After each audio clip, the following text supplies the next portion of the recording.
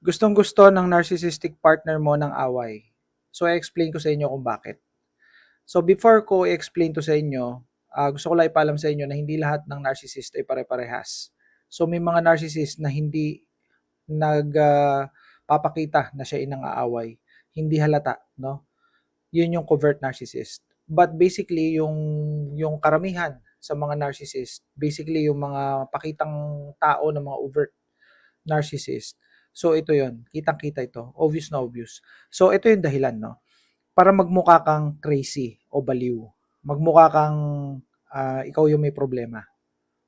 So yan yung dahilan kung bakit inaaway kayo. This is part of what we call devaluation or paninira ng iyong self-esteem or pagmamaliit sa'yo.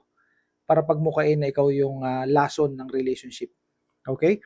Tapos ito, no, di gagalitin ka, aawayin ka, no? Ang tawag doon reactive abuse, no? Research niyo yan, reactive abuse. Ang gagawin niya, sasabihin niya sa iyo, "Aba, kailangan mong kumalma. Aba, ay ikaw ay nawawala na sa sarili. Kailangan mong kumalma, kailangan mong maging kalmado." Tapos ay pagka halimbawa, ikaw ay tuloy-tuloy, syempre sabog ka sa sobrang galit, no? Kung ano-anong ginawa sa iyo, ano-anong sinabi sa iyo kaya nagalit ka. So eto na, kukuha na siya ng mga audience.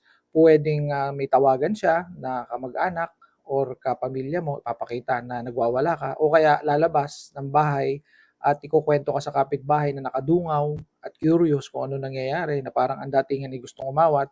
So ipapaliwanag na, "Ayun yung asawa ko, yung kalibin kong 'yan, tingnan niyo naman ang ugali niyan 'no, bayolente 'yan, nagbabasag 'yan."